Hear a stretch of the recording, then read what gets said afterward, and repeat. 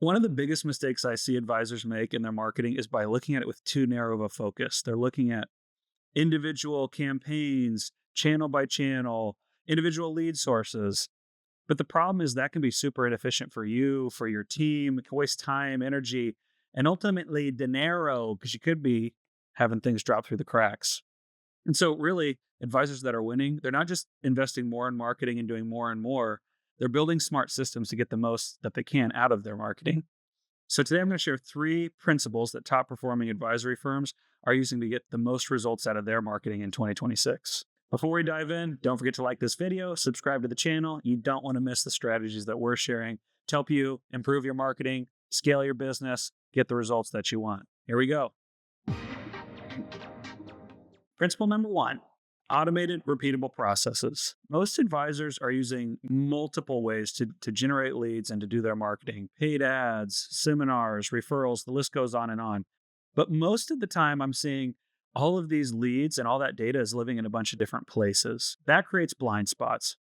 When you have all of your data and all of your lead information living in different places, it becomes almost impossible to have a consistent process to follow up with every lead every time. It makes it hard for you to know what's working and what's not. If you don't know what's working well and what you need to improve, how can you ever take your marketing to the next level? Top offices we work with avoid this by doing a couple key things. One, they build a system that can automate the intake of all the leads from all their different sources, whether that's seminar leads, Facebook leads, radio, TV, website leads, getting them into one single system that can, one, give you a snapshot of where all your leads came from, what they're doing, and two, automate the communication that should be going out to every lead every time. By having a system that can automate your texts and your emails, you make sure that a manual process doesn't have to exist to make sure that everybody gets contacted. The other thing they do is have a clear and documented process for every step of the lead follow-up process. Technology can automate a lot, but some things still need to be done by a person. So making sure that there are people assigned in your office to do the key follow-up jobs that can't be done by technology or can't be automated is key to getting the maximum result from your marketing. Here's why that's important. Speed to lead.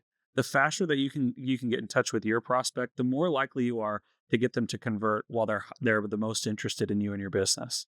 Two, creating consistency, making sure that the same thing happens every time, avoids things falling through the cracks and avoids manual effort and labor from you and your team. And three, when you can bring all this information into one place, it gives you the visibility you actually need to make real decisions about your business and what to do with your marketing.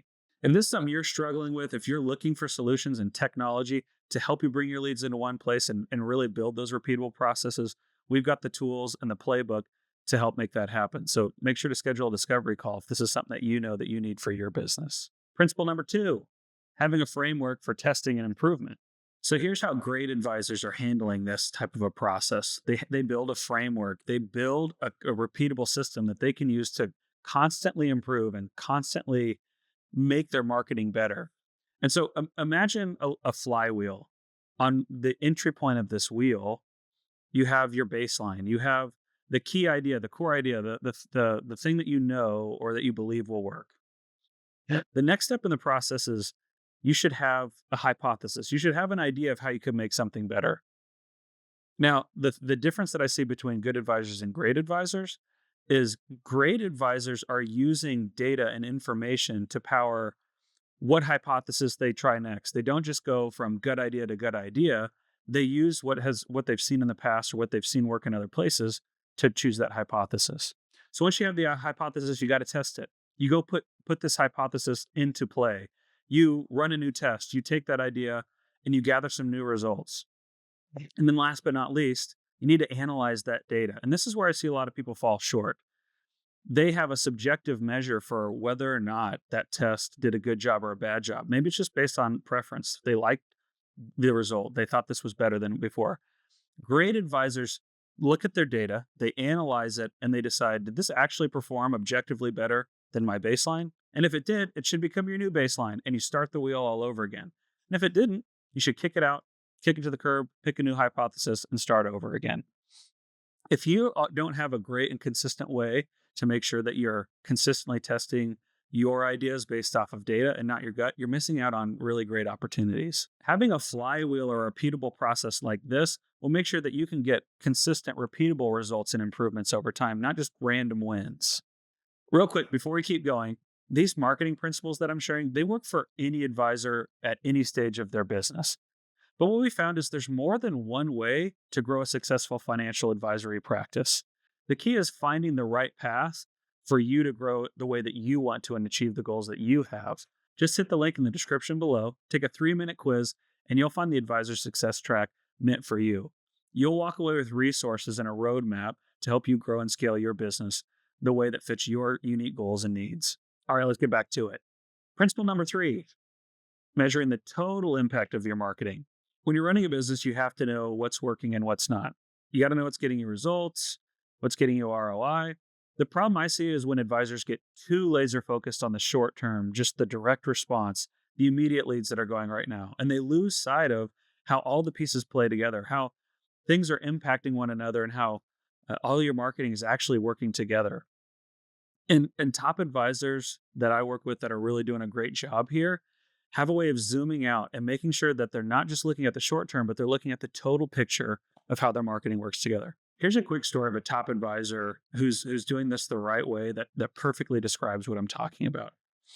This advisor's been doing radio and TV, traditional marketing in their local market for over a decade, consistently, not just when they need leads, but all the time, making sure that the tap is always open.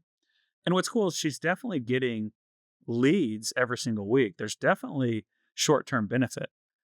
But there's also these unseen things that are happening to her brand and her business. For example, when we pulled the search terms in her local market, what people in her demographic are actually searching for day to day on Google and Bing, what we found is there were more people searching for her business name and her brand name than there were for the generic keyword of financial advisor in the same market. And this is huge. She could have spent hundreds of thousands of dollars on SEO to achieve a result that isn't even actually as good as people searching for her business with the right intent.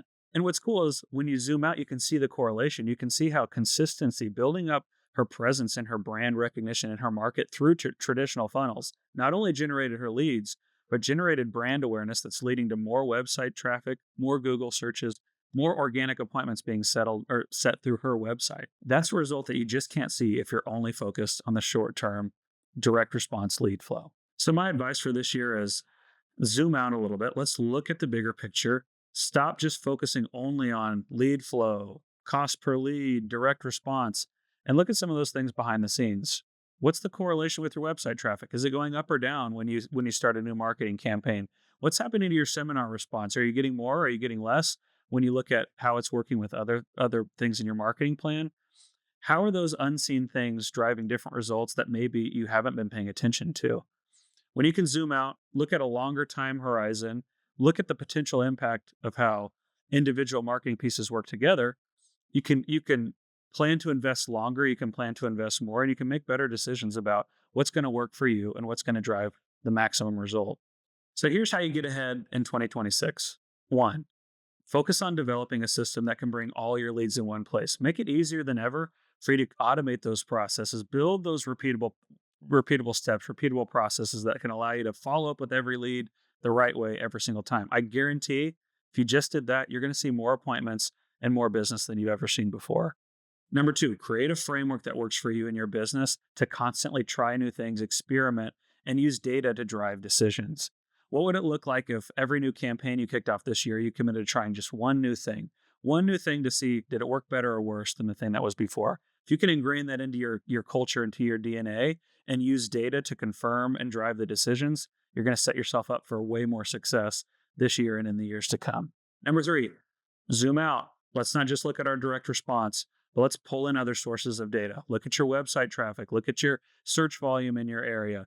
Look at how your referrals are increasing or your seminar results are changing. If you can get into a habit of looking at all of the pieces of your marketing, how they're affecting one another, and really get a grasp of what's influencing the other things in your marketing, you're going to find new opportunities, be willing to stick with things that you should be sticking with longer, and just ultimately make better decisions about where to spend your time and your money and your energy in 2026. If you want to build a marketing operation this year that's measurable, organized, intentional, You're going to want to follow these 3 principles to make sure that you're getting the best results in 2026. Be sure to subscribe for more insights just like this. And don't forget, click that little link in the description, find your advisor success track, build the path that's right for you. Be sure to watch out for the next video.